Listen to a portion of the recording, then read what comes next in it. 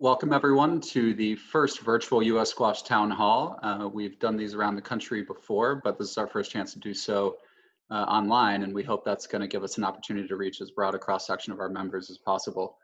While we're living in extraordinary and difficult times, we appreciate all of you for dedicating a portion of your day to joining us, and we hope you find it informative and interesting, and we look forward to receiving your questions throughout the session. My name is Dent Wilkins. I'm the Senior Vice President of Operations at US Squash. I'll be moderating the session today. I'd like to introduce everyone else on the call. So starting from the top left and moving around clockwise, we have Mark Pagan, our chairman of the board. Mark, as you can see, is not on the call because tornadoes in Philadelphia knocked out the power to his entire neighborhood. So he's joining us via phone, and we'll have his audio. So Mark, thank you for joining us in the strange circumstance.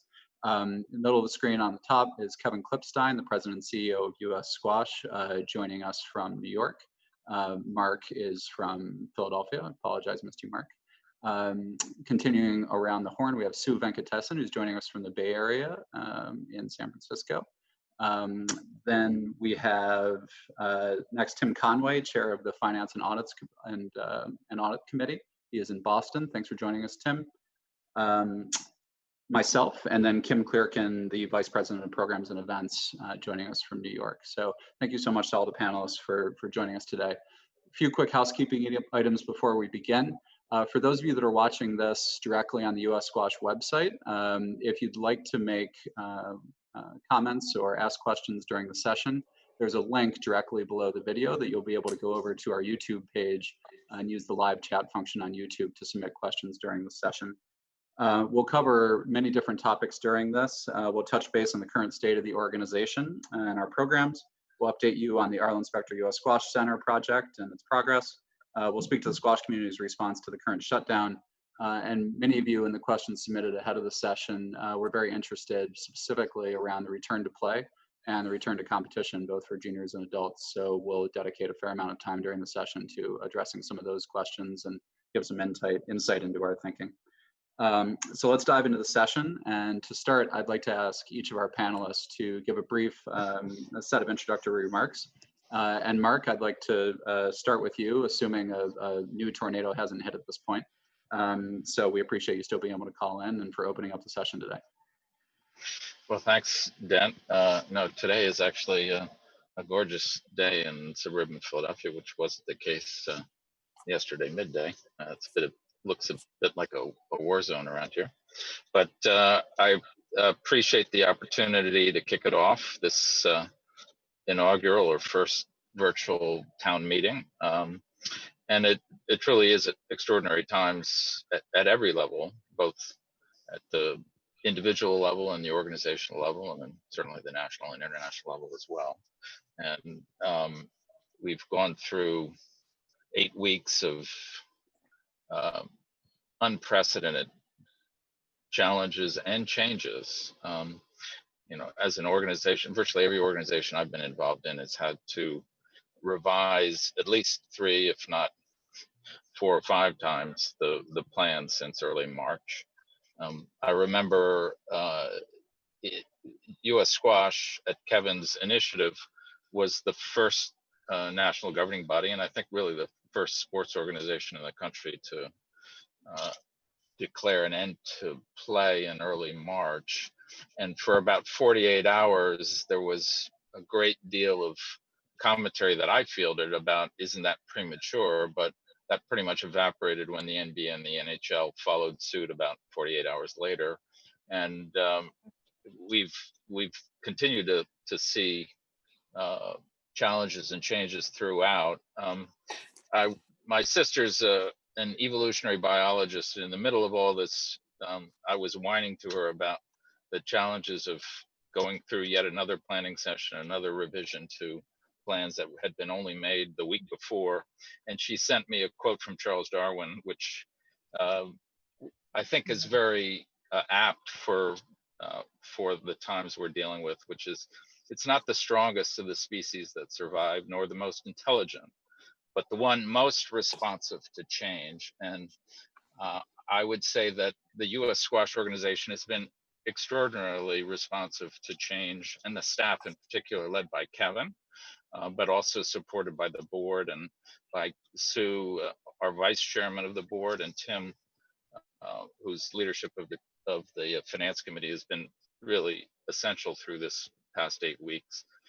But U.S. Squash has really, I think, been very, very responsive and nimble in dealing with the changes that we've faced weekly, and I'm confident that that will continue to be the case over the course of the next few months and into next year, and hopefully we can look forward to a return to some semblance of normalcy by the end of the year. So with that, I would hand off to Sue, who's our vice chair of the board. Thank you, Mark. And given the current context of our country, I'd like to start with expressing gratitude for the squash community. It's clear that as we look to emerge stronger out of this crisis, the people in our community is really our greatest asset. And so I want to thank all of you for joining in and being a part of the community. We will talk a bit about the unique problems and challenges that all sports, but especially squash, has moving forward. But one clear asset is the exceptional people that we have at all levels of the sport, and everywhere I turn, everyone is committed to setting the bar higher, and that's really clear in terms of the team at our national governing body. It's been incredibly impressive to see the team rally. Their commitment to the U.S. Squash mission and serving our constituency has really taken precedence. They're focused on the mission. And despite, an incredible increased workload, coming to this point and ahead, this is, going to be a marathon, not a sprint. They have been really jumping in, learning new tasks, tackling new challenges, and have shown themselves to be resilient, adaptive, and collaborative. And I did want to echo that thanks for Kevin, our CEO, who has led our organization and our sport for the last 15 years. That experience is truly invaluable, kind of navigating through a pandemic. I would be remiss to not note this talent is mirrored in the larger community. I think all of us have been amazed by what the coaches and the clubs have been able to develop, in terms of creative and meaningful ways to engage players. And in turn, the larger community have really stepped forward to support their local coaches, pros, squash and education programs, and really each other through this time. So the people are just incredible. A quick note on process. It's something that the leadership on staff as well as on the board are proactively looking to improve. We are focused on leveraging this crisis to adapt and accelerate positive changes to our sport, many of which we are already envisioning, and this is an opportunity, actually, as well as a challenge. We are seeking to better utilize existing and new processes that allow us to connect more closely to our constituents, share best practices, and support the community. And the town hall is one example of that. And to this end, we're focused on increasing volunteer engagement opportunities for varied constituents. As Mark mentioned, the board is obviously operating very differently near term. Our meetings and communications have been quite frequent. And we are considering all options in terms of how we can evolve and better govern. And I wanted to note that every director we're a small board for a national governing body, and every director has stepped up to serve in either a leadership role or join a task force or revitalized committee. And with that note, I'd like to turn it over to our chair of our finance committee, who exemplifies this stepping into action and assuming kind of a leadership role. It's been incredible. So thank you so much, Sue and Mark. And thanks for joining the call today and for your support of U.S. Squash. As everybody knows, several months ago when the pandemic hit, virtually every business and organization pretty quickly went into crisis management mode, and we were no different.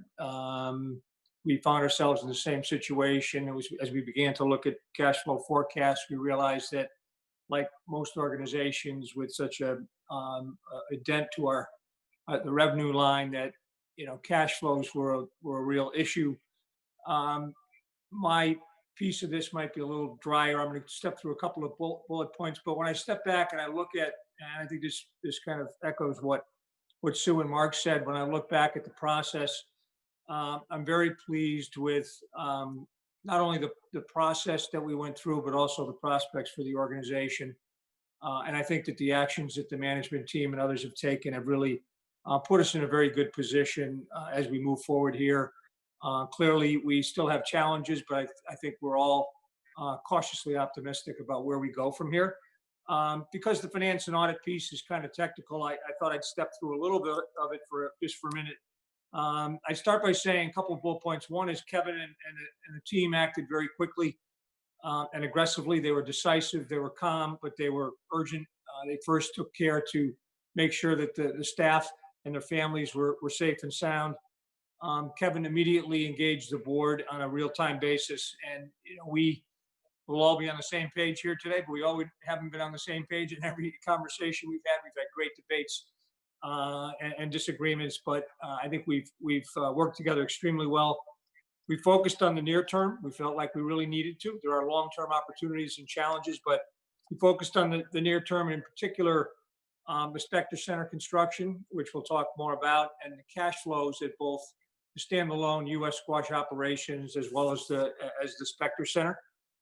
We applied for and received PPP in an amount a little bit greater than $450,000, a forgivable loan, as most of you, I'm sure, know, which was very attractive. We also applied for and received a Small Business Administration loan of $150,000, which we can pay back on very attractive terms over the next 30 years. We moved very quickly to implement both revenue and expense initiatives. And I'd say that very importantly, when I look back at what we did there, there was a lot of debate, but those initiatives were really led by Kevin and the management team. So when I think about the revenue initiatives and the risks associated with those, I think Kevin really led that initiative, thought through those in a very detailed fashion. And on the expense side, it's always tough to make cuts to your salary, but salary and furloughs and staffing issues. Kevin very effectively reduced our costs, and in a way that he gave us great confidence that we were not only getting the cost cuts, but that we were positioned very well to come back from this quickly as we move forward and the business begins to grow again, and we open up the courts and play starts again. He's very comfortable with the assumptions that we've made. Obviously, on the revenue side, the changes are driven by membership and fundraising.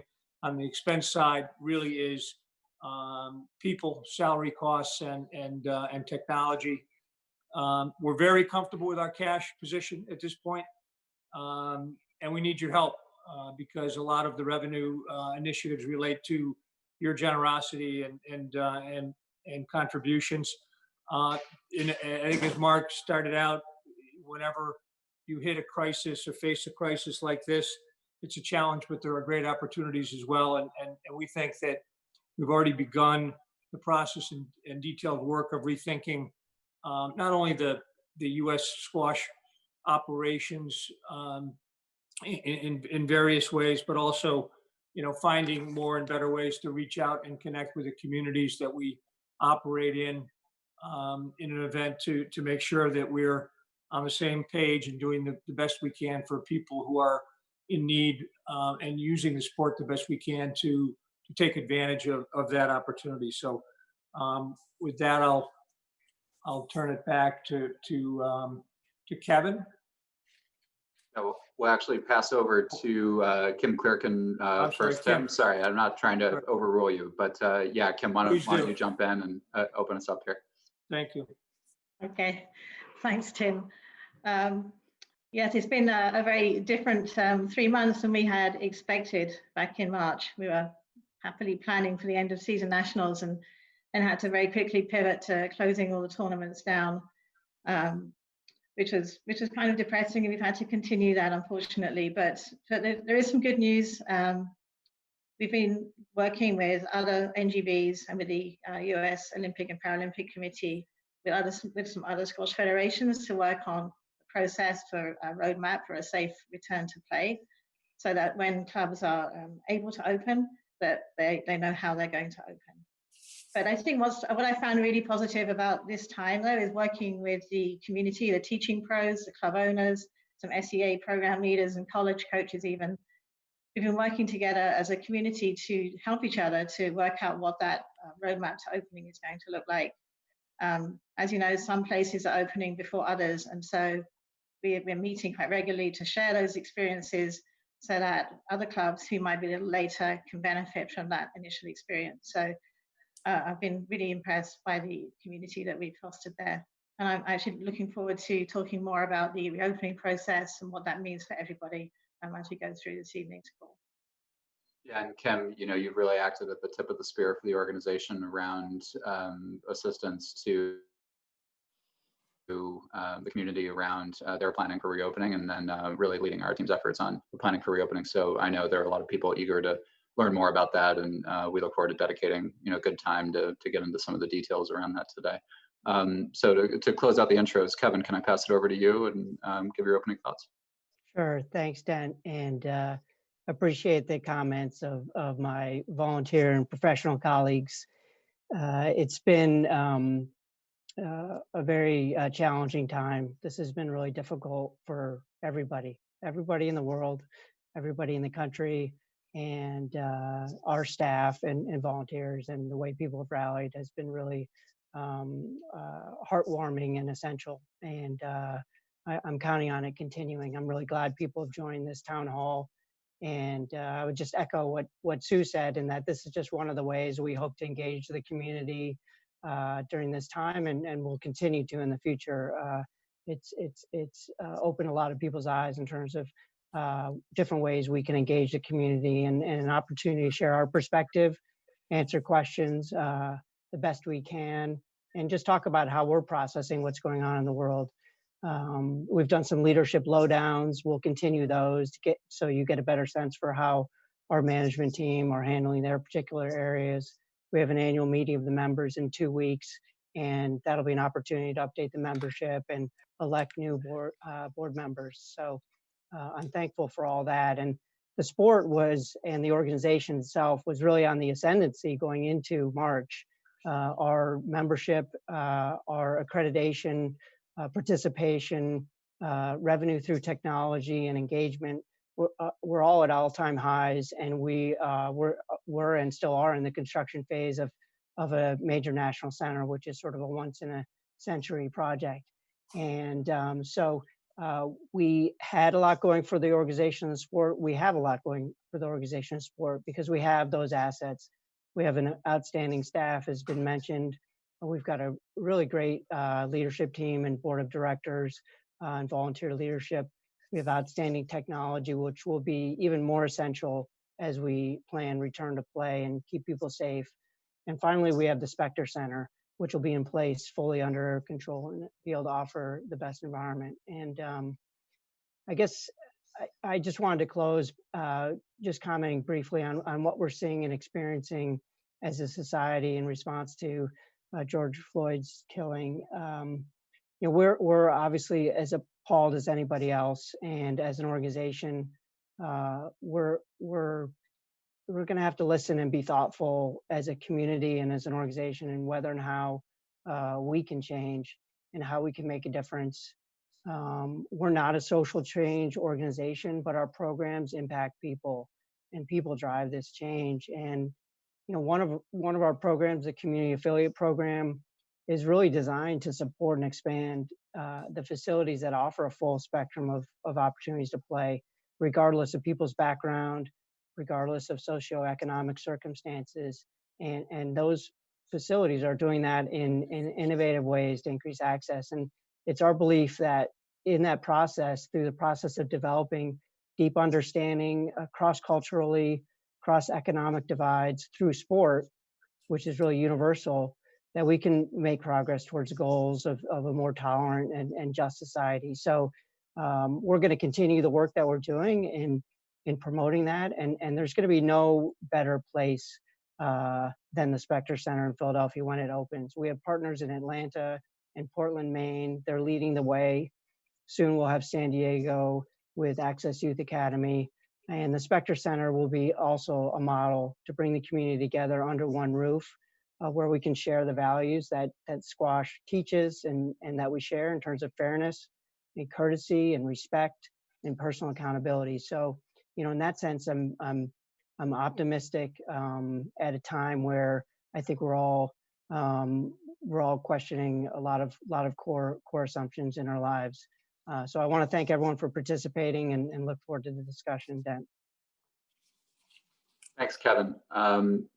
I want to thank the community as well. We're already getting a series of questions coming in, both via email and on the chat feature. So thank you for your engagement up to this point. We encourage people to keep sending in questions, and we'll go through a couple kind of overarching topics and provide as much context for the organization overall as we can, and we'll then dive in to as many specific questions as we can. And as Sue alluded to and Kevin noted, we plan to hold more of these sessions in the future and have as many outlets as possible to be able to speak directly to the community, listen, understand where your concerns are, and how the organization can be most supportive of you and your experience in the game. So with that, let's take off. And actually, Kevin, I'm going to throw the first question back to you. Obviously, there's a substantial amount of change, as everyone's noted, that's come in, and a substantial interruption, as Tim noted, to our revenue streams, to our programs, and so on. So how does the current shutdown kind of directly affecting our staff and their ability to deliver against our programs? So, as Tim mentioned, we've had drops in revenue. About half our budget is event-based, whether it be events we run ourselves, JCTs or national championships, juniors, adult doubles, etc., accreditation fees, and supporting all the accredited tournaments out there. And so without that revenue and support, we do rely on membership and contributions, which typically is about 20% of our budget. Contributions will likely throughout next year will be closer to half of our budget. In terms of staffing, the approach that we've taken is we hope to endure this crisis and the basically the elimination of many of our programs and activities through a series of furloughs. We're furloughing close to a third of the staff and doing rolling furloughs throughout the year, and trying to sequence it in a way that it impacts our ability to deliver against programs and our preparedness to support activity when it comes back. A lot of the things that we've been focused on are things that a lot of people out there, probably in other organizations, are focused on as well. How are we going to handle things and adapt to the new environment? How will our programs operate within that new environment and keep people safe and create a level playing field, fair playing field? So the evaluation of all that competitive environment, return to play, is something that Kim's really been focused on, and her team. Communications, things like this, coordinating and building community, connecting people, supporting the teaching pros and coaches and facilities, as well as we'll be launching a new website. So taking the opportunity to go deep on our content and making sure it's the best content possible. We're adding features to the technology that will allow people to return to play in a safe way, separating booking times, self-scheduled tournaments, streaming and scoring overlays that upload to people's profiles. So these are all future-oriented features that we're building into the system. We've rolled out a 3- and 5-year membership to help build up our cash to endure the crisis. Hopefully people will take advantage of the 10% discount still get the same value back in terms of membership. And then just building out our fundraising, engaging people in the conversation about why it's important to sustain U.S. squash. Like I said, we've decided not to pursue layoffs. We're going to do rolling furloughs, and we're as eager as anybody to bring back the staff and athletes who will be furloughed as activity resumes, and we hope it's sooner rather than later. Thanks, Kevin. And, with the impact of all of those programs, Tim, I'd like to, throw the next question to you and have you elaborate a little beyond your opening. A couple of the questions we've received come in around the payroll protection program and also the SBA loan and its approval and how those funds are being used, and any other detail you feel is good to add at this point about where we are financially. Yeah, thank you. That we were very quick to, Kevin and Philip and others, very quick to move and apply for the PPP. And as people know, the PPP was part of the first stimulus bill that was a payroll protection plan designed to enable organizations like ourselves to continue to pay employees and keep them on board for a period of time. Is a calculation based on your payroll and other factors that determines the size of the amount.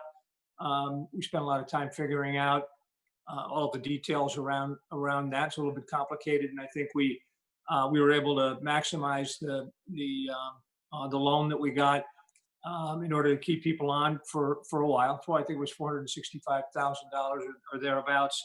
And there are certain rules and regulations that need to be adhered to in order for the PPP to be forgivable. And we worked very closely with the bank, and I think we feel that we're very confident that we've taken the right actions, and we're reporting on things like the use of the cash and other things like that that will enable us to get forgivability there. One of the second parts that came out of the stimulus packages were SBA loans that were more permanent in nature, not forgivable. We qualified for one there as well, and so that comes directly from the SBA. It's guaranteed by the federal government, and as I said earlier, that's cash that could be used in a more flexible way than strictly for payroll. It has a 30-year term to it and a very attractive rate. And so it will be pretty easy for us to amortize that and pay the interest for a period of time. I would just add that, when you, as Kevin said, if you take a business and 50% of the revenues go away because you can't have events, and it's hard to predict with this sport when events would come back, cash flow becomes a real challenge. And we were seeing, cash flow concerns as early as October of this year, October, November.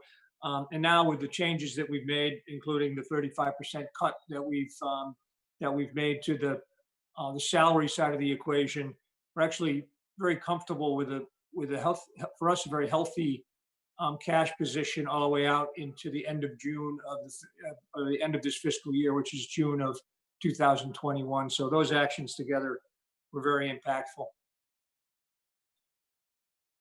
Yeah, I would just add to that, Dent, and sort of for the balance of the group on this topic. The payroll protection program was really important at the time because of the sudden stop of work. It afforded us a level of certainty for the staff in a really dynamic and uncertain time, and gave us the chance to really sort of think through in a strategic way how we want to plan for the worst and really brace for the worst and hope for the best. And I think because of all the work that went into that planning with a finance task force, with the finance and audit committee, the executive committee, I think we've been able to do that. And I think because of that, we have the level of confidence that Tim is expressing. We're still a plenty of work that we need to do in order to deliver. However, it was essential for us and really played its appropriate role. Thank you, Tim. Thank you, Kevin. Kim, I'm going to come to you next. You know, as people can see from your title, which is appropriately vague, programs and events, which, you know, really means everything we do. So, you know, Kim has broad oversight over a huge amount of things that were really affected deeply by the shutdown. First, though, Kim, I know you've been on a lot of conversations with teaching pros, with coaches, both from clubs, from schools, from other programs around the country. You know, and those regular connections, obviously, they are as impacted as we are as an organization with the shutdown of their programs. So, can you speak a little bit to, you know, what you're hearing in those calls and what is coming more broadly from the community? Yeah, certainly. Yeah, this is definitely a really hard time for anyone, any of the teaching pros or any club owners, because, you know, just like we had a hard stop with our revenue from events, so they have a hard stop in revenue from lessons or clinics or any tournament that they do. So, yeah, and also there's no real sign of when this is going to finish. So it's like your revenue has stopped and we don't know when it's going to come back again. So it's pretty scary, certainly at the beginning. And, you know, for those states that are not opening until maybe July, then that's, you know, it's a long time. So some amount of frustration and uncertainty there. But what I have noticed as well, though, is how impressive, how innovative some of them have been with their programming. So we didn't really do anything off court before, but now there's so much activity with the online training, whether they've got referee clinics or match analyses, or there's some quiz nights going on, or there's an online summer camp that someone has scheduled out. So, you know, maybe when we are kind of back, whatever that means, some of these new things will be incorporated more into the overall programs that people are going to do. So yeah, very impressed with that innovation. And I think that's just keeping people ticking over until they hope that their clubs will be able to open. So I see a little bit of frustration, you know, at the amount of time that it's taking, but I think there is a glimmer of hope. And now I see they're all excited to work on the opening process for their club so they can get back to some semblance of lessons and playing again. Absolutely. Thanks, Kim. I'm not letting you off the hook, however. We're going to go back and as we kind of segue into thinking about the return to play overall, and there are obviously so many layers to this. You know, this is a topic that I think we'll be actively communicating with the community with over the coming weeks, both to our adult league and tournament players, to our school players, the large junior tournament community, and just recreational play. So I'd like you to kind of tee up a broader group discussion for us here and just give some context on how the organization is thinking about both first a return to play and then over time the gradual return to competition. Yeah, it's a very big topic, and it's actually very complicated.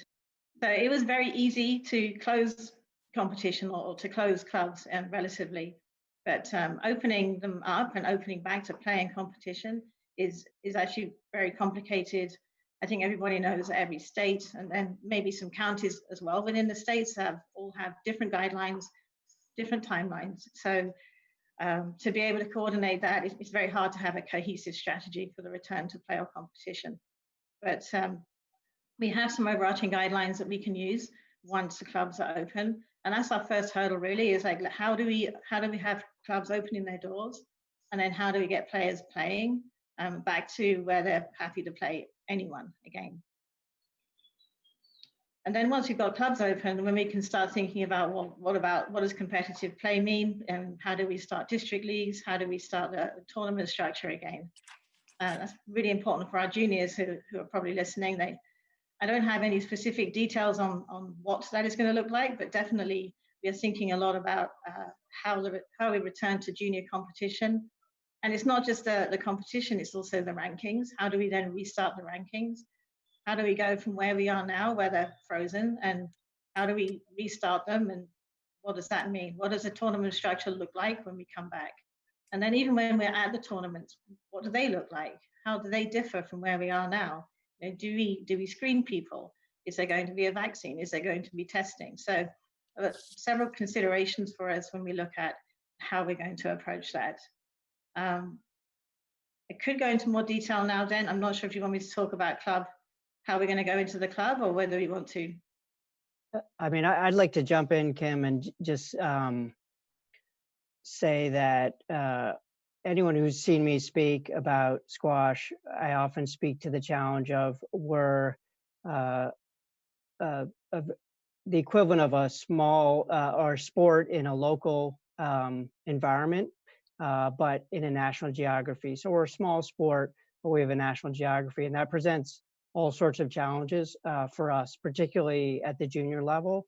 And for us, I know a lot of the questions that came in advance were related to anxiety around how are we going to restart play, how will we make it fair for the entire junior community when we resume play. And so a lot of what Kim has been working on is assembling the right people from a medical advisory, junior parents, the Teaching Pro Advisory Committee, and pulling in that input in order to set what those standards will be. So, we'll be focused on the facts, on the information that we have.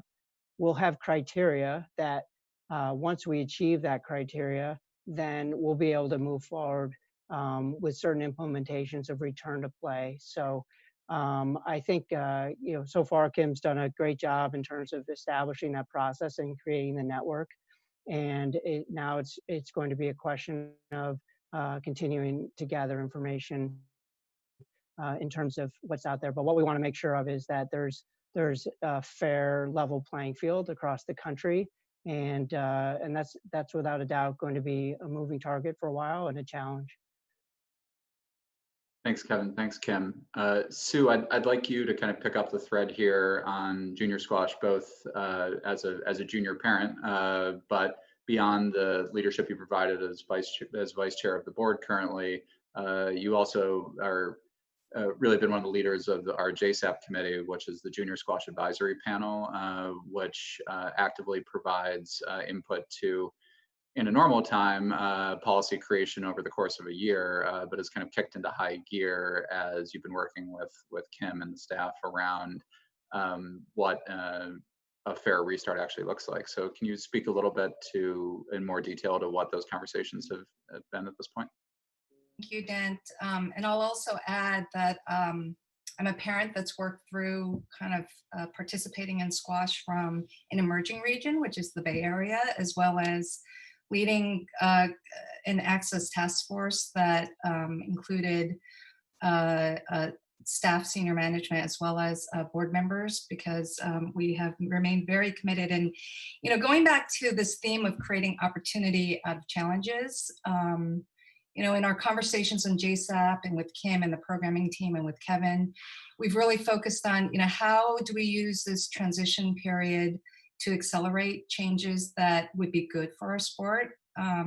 Since I've been on the board, we've talked a lot about a goal towards developing more robust regional networks and competition. We've made progress on that, and I think that this is a time for us to be really rapidly learning, making decisions that preserve our kind of optionality and flexibility.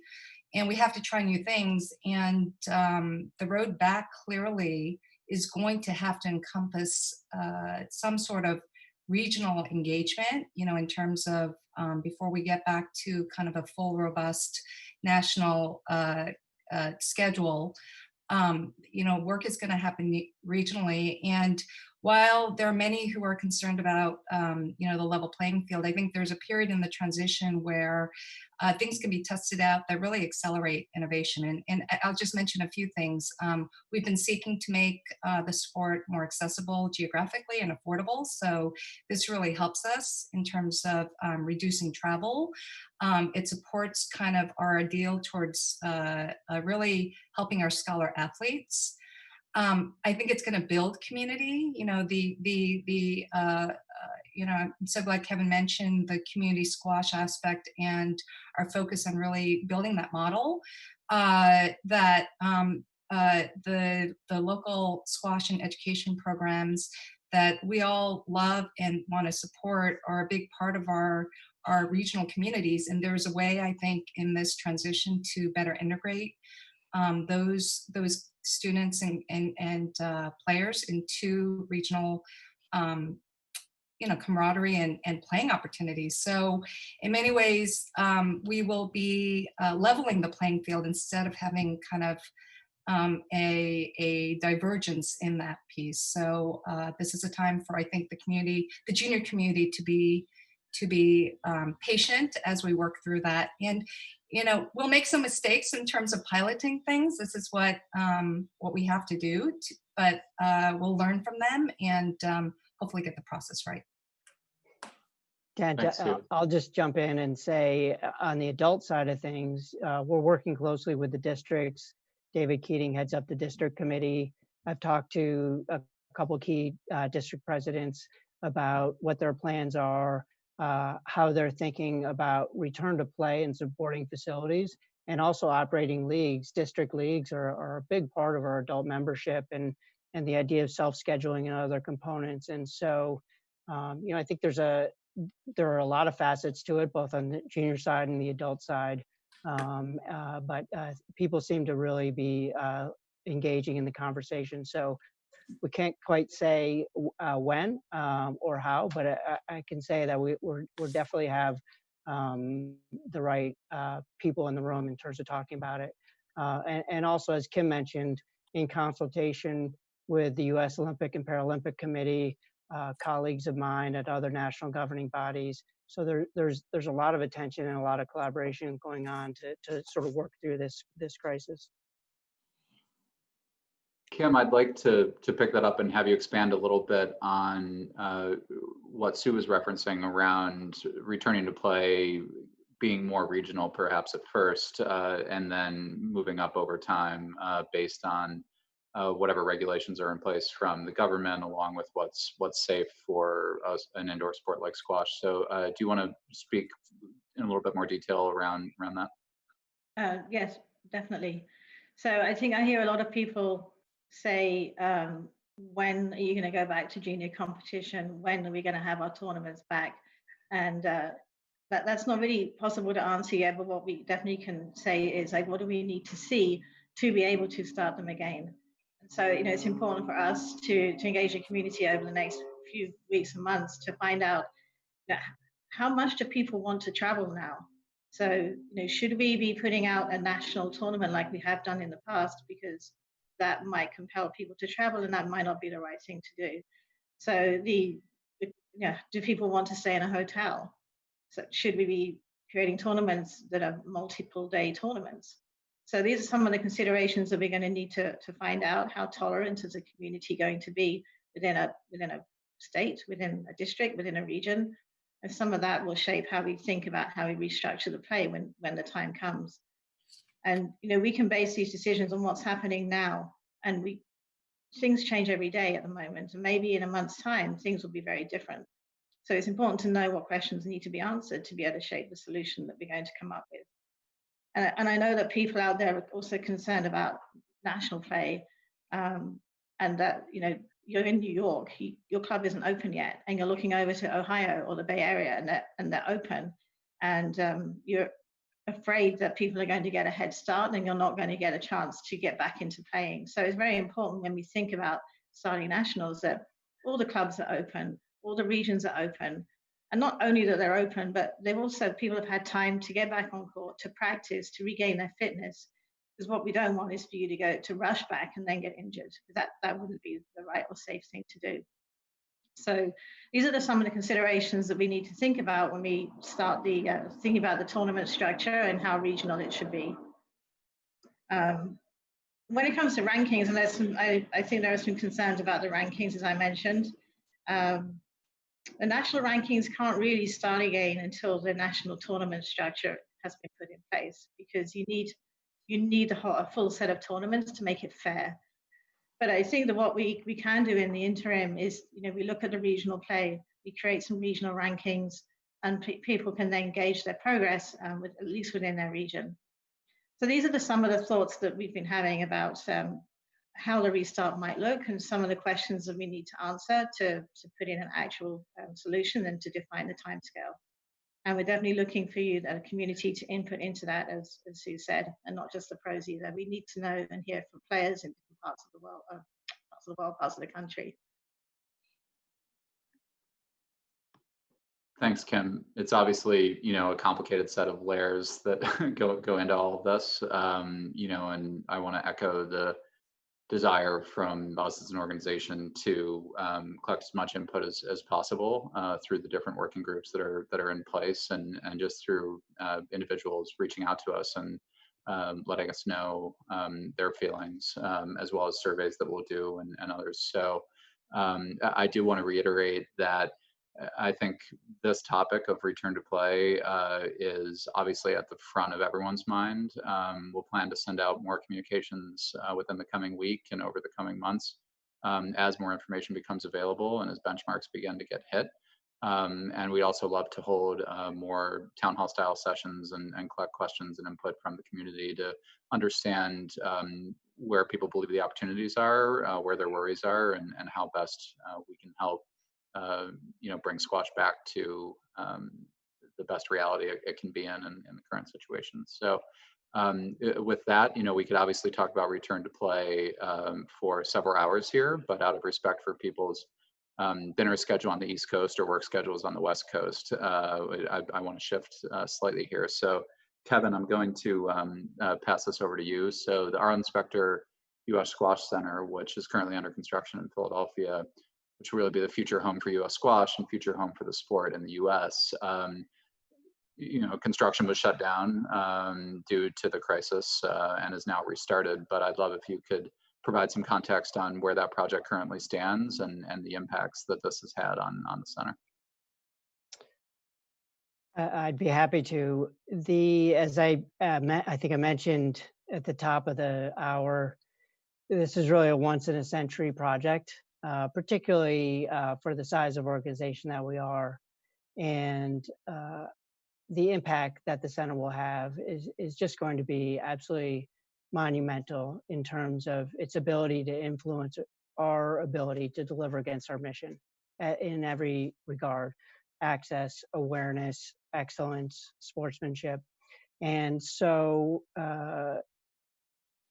because we're literally in the midst of this construction project, it's been a lot to manage. The construction did pause for a period of a few weeks. We're working with an outstanding construction firm. We have a great team of project managers on it. We made a key hire in terms of James Nieder, who most recently was at Boar's Head Inn at the UVA facility, the MacArthur Squash Center, and the tennis facility. And he's been invaluable in terms of adding his expertise.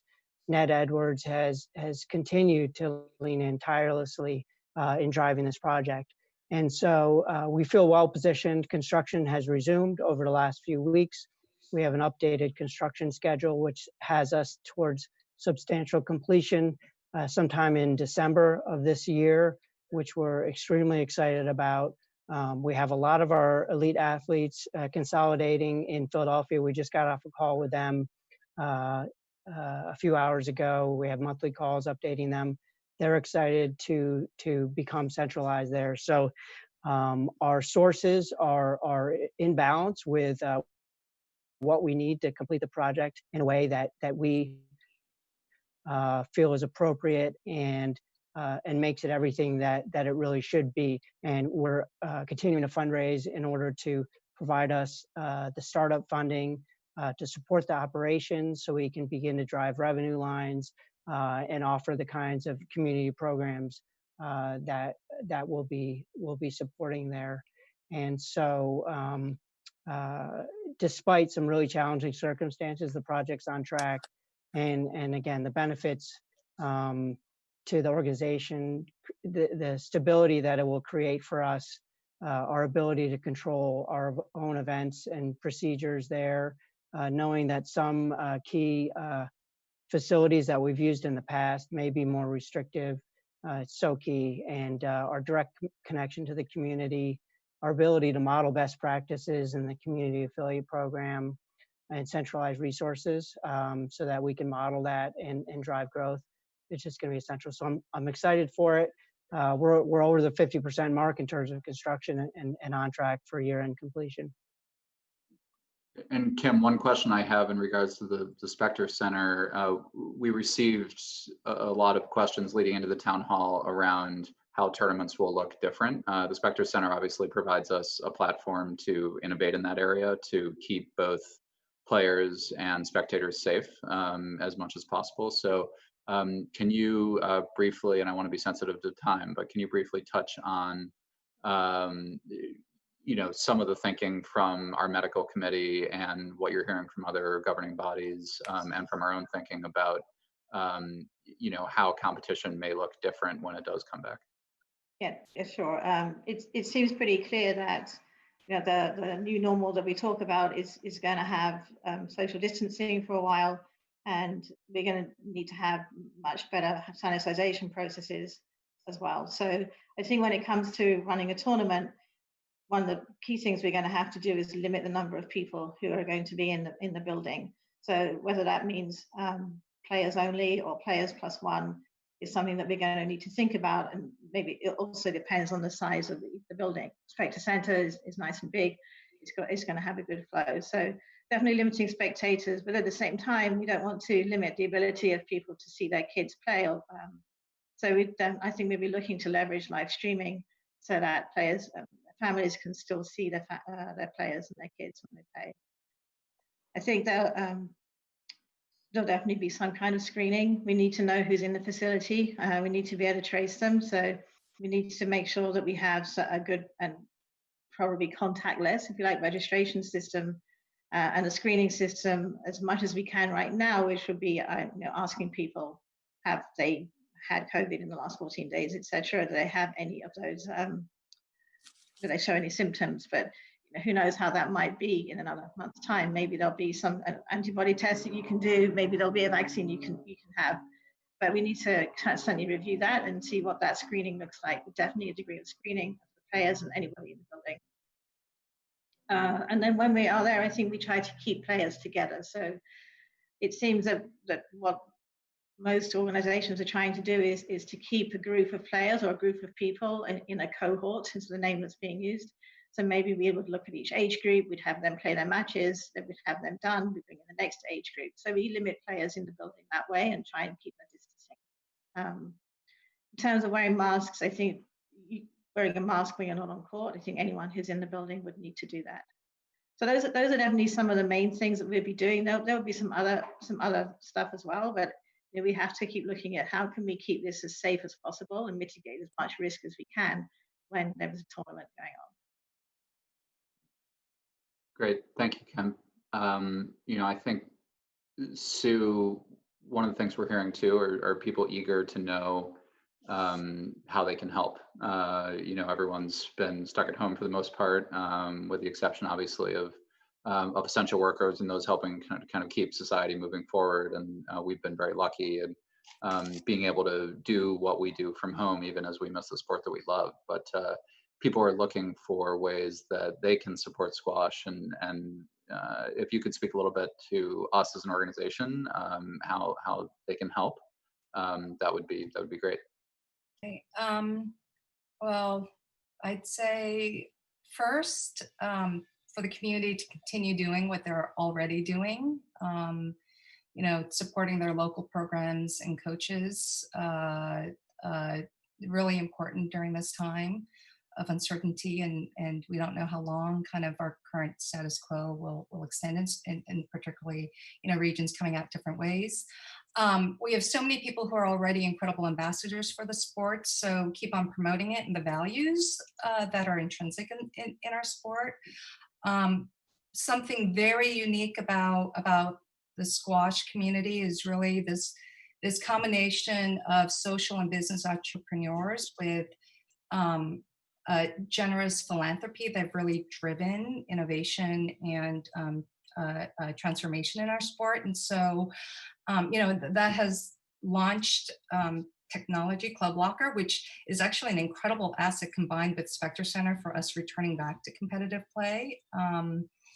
It's launched, a national training center.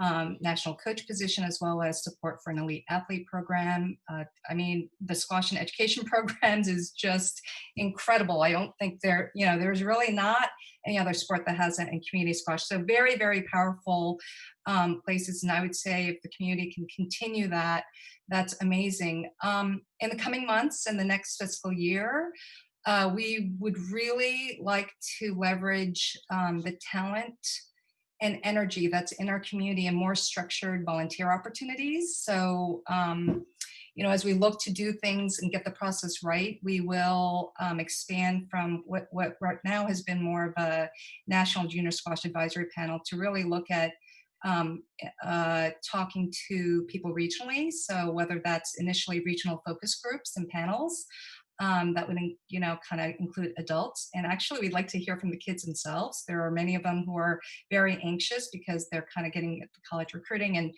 or just want to get back to play. And so we'd like to hear directly from the kids. We'll be seeking advisory board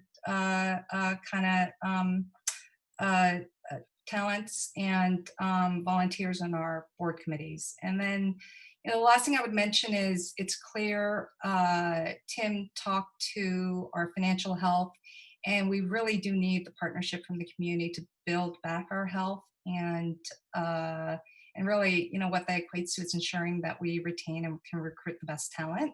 We've been very fortunate to have an incredible team. So to that end, I would just reiterate Kevin's comments around if you are able to participating in the multi-year membership drive, as well as I think in the next week or two, we'll be really launching our end of the fiscal year giving. We have a June 30th fiscal year end, and launch a specific campaign and one that I think we have some new things. There are incredibly generous ambassadors in our junior community who have been working on developing something that we hope to unveil in the next week or so. And so if we could just have the community lean into that if they're able to, I'm just incredibly every day awed by this community. And so I would just reiterate that. Thank you. Thank you, Sue. We're getting towards the end of our hour here. I think we're willing to run a little over, but I do want to give everyone an opportunity to give some final thoughts before we close out here. And then there are obviously plenty of other questions to answer, which we'll be following up directly with community on and through future sessions like this. So giving everyone a chance at the end here, Kevin, I'd like to ask you to start and give some final thoughts about the state of the organization and the sport. Sure. I would say one thing is, in terms of what I miss is, I miss these types of town halls as much as we're challenged by the community, equally we're supported by the community. When people understand what we're trying to do, everyone's willing to support it. And that's a special dynamic and is so appreciated. I would like to sort of close in a similar way to how I opened, which is there's a lot of hurt out there in the community. A significant part of our community connected to the squash and education movement, the 25 programs around the country and around the world. But the Black community and the response to the racially motivated violence, and we understand that members of our community are really hurting, just at a gut level, emotionally and psychologically. And so, we'll continue to support and underwrite what we do for the Squash and Education Alliance, which is the overarching body that has done a great job of supporting the community participants through this crisis, and now is even more essential to that. So we're going to continue to do that, and I just wanted people to know that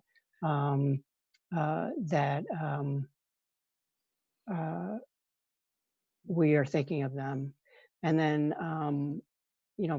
finally, I know there's been questions around what threats there are to the sport in the big picture. And there's been a lot of attention to Brown University's decision to demote college squash at the varsity level down to club level. And, I think that's something that we can address in future topics. But we have partnered very effectively from the beginning with the CSA on this. And David Pullman has done a fantastic job of pulling the community together, pulling the coaches together, engaging with athletic directors.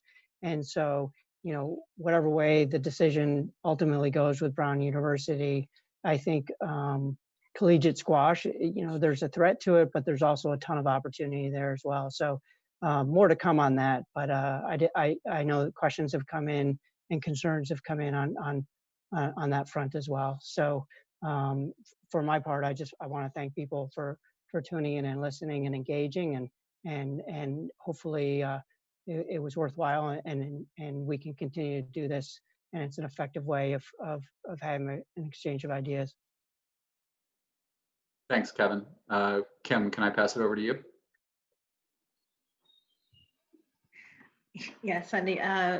My closing remarks, I think I really miss being around the community. I miss being around the pros and the players and their families, and interacting with them and having a dialogue with them on what they find good about what we do, and what they would disagree with. And we have a good debate about what could happen next. And I miss that, and I'm looking forward to that coming back. So the sooner the better.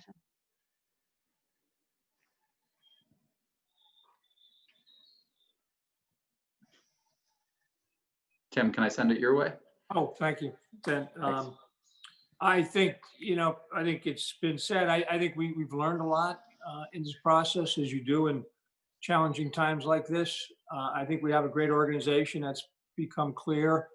And I think we have a lot of opportunities to do the things we do now even better, and some new great things. I think the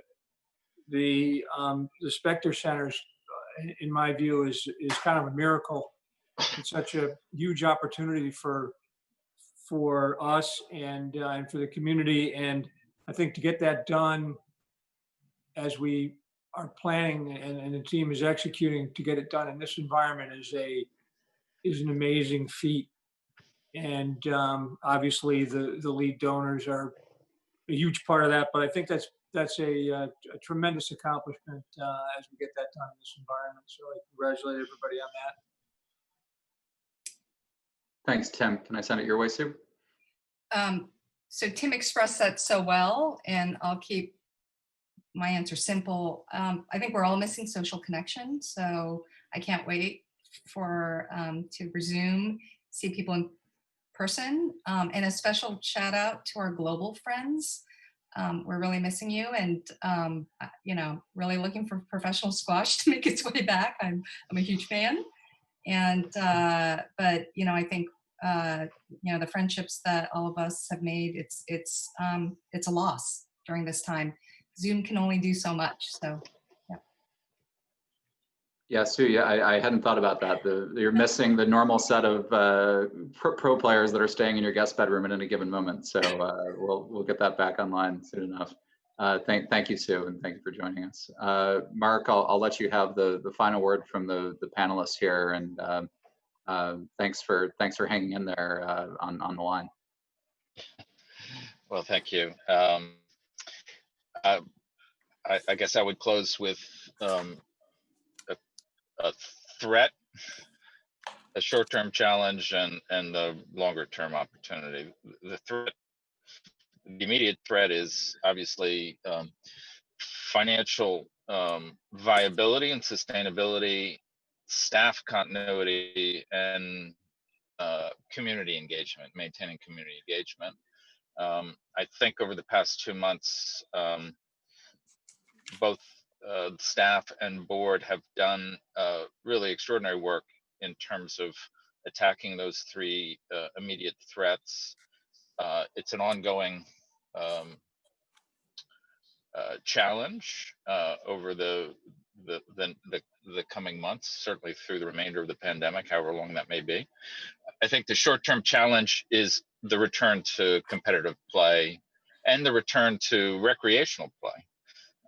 And again, there are a number of different dimensions to it. The most important are that it be flexible, because unfortunately the reality is going to be that the return to normalcy is not going to be uniform throughout the country. It's going to vary regionally and locally, and we have to be flexible and sensitive and, you know, attuned to that. But it also has to be fair, and particularly in the competitive environment, it's, you know, essential that we maintain fairness in that context, because without fairness, you can't maintain the engagement of our squash communities. And the long-term opportunity really is to fundamentally broaden the reach and access of squash. And there are really three elements to accomplishing that. One is increasing the international competitiveness of US squash, but maintaining the fun for the enjoyment of the game for recreational players who aren't competitive. We need to be more inclusive, and an essential element of being able to be inclusive is ensuring that the perception of our sport is one of inclusion, but it also has to be affordable. And that's another challenge, is making the cost of courts and the access to all communities much simpler, broader, and less costly. And I guess I would close in saying that my tenure as chair will end at the end of this month. I'm very confident that under Kevin's leadership and under the leadership of the board, which I will be handing off to Sue at the end of the month, that we're on a path to accomplish that long-term goal of broadening the reach and access and inclusiveness of our sport. I know that is really something that is the first priority for Sue, as it is for, I think, Kevin and much of the staff. So with that, I'll hand it back to you, Tim. Thank you, Mark. You know, on behalf of the staff, to you, Sue, to you, and Tim, to you, you know, we just want to thank the entire board for your leadership and the way you've helped us as an organization navigate these crises. I think situations like this expose weaknesses in organizations, and there are a lot of both nonprofits like us and national governing bodies in sport that do not have healthy and strong working relationships between the staff and the board, and crises like these have exposed that. It's been the opposite for us. We've come together more tightly, and everyone played a really key role to navigating through it up to this point. And there's a lot of work to do, and we're just very grateful for kind of your wisdom, knowledge, and assistance in helping us get through here. And we're looking forward to what's next with all of you. And Mark, thank you for your leadership, and Sue, look forward to even more from you. So thank you to all of you. And to the community also, I think Kevin sent in a note several weeks ago with the opening saying, you know, where does US Squash stand? And the easy answer was with you as a squash community. And our commitment to that is steadfast to every member of the squash community in whatever situation they're in. And we appreciate that you stand with us as well. We're grateful for the outpouring of support that the sport has received, and we have received as an organization from the entire squash community. And I just want to express on behalf of the entire US Squash staff, our athletes, and the players around the country, just that we feel that gratitude, and we feel lucky to be a part of this community, and look forward to working with all of you to bring the sport back to an even better spot than it was before all of this. So thank you so much. We're very grateful for all of you for joining the first virtual town hall. We expect it to be the first of many. Thank you again to all the panelists, and we hope everyone has a good night. Thank you. Thank you. Thank you. Bye.